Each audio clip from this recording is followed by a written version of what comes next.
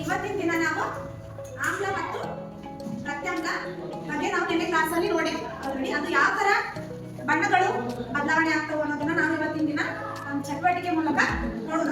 ಅಂತದ್ದು ಆಮ್ಲ ಯಾವುದು ಪ್ರತ್ಯಾಮ್ಲ ಯಾವುದು ಅಂತ ಹೇಳಿ ನಮಗೆ ತಿಳಿಸ್ಕೊಡ್ತದೆ. ಈಗ ಇದು ಲಿಟ್ಮಸ್ ಪೇಪರ್ ಏನ್ ಮಾಡ್ತದೆ? ಇದು ಆಮ್ಲದಲ್ಲಿ ಅಂಟಿದಾಗ ಏನ್ ಮಾಡ್ತದ ಬಣ್ಣವನ್ನ ಬದಲಾವಣೆ ಮಾಡ್ತದೆ. ಯಾವ ಬಣ್ಣ ಇವತ್ತದು? ನೀಲಿ ಬಣ್ಣ. ನಾವು ಆಮ್ಲದಲ್ಲಿ ಅಂಟಿದಾಗ ಅದು ಯಾವ ಬಣ್ಣ ಚೇಂಜ್ ಆಗ್ತದೆ?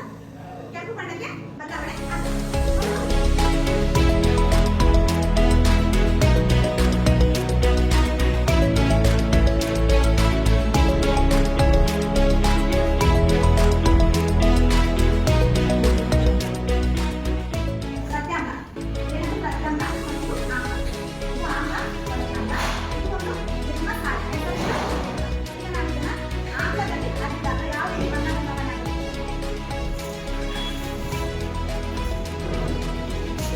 ಏನಾಯ್ತು? ಈಗ ಕೆಂಪು ಬಣ್ಣಕ್ಕೆ ಬದಲಾವಣೆ ಆಯಿತು.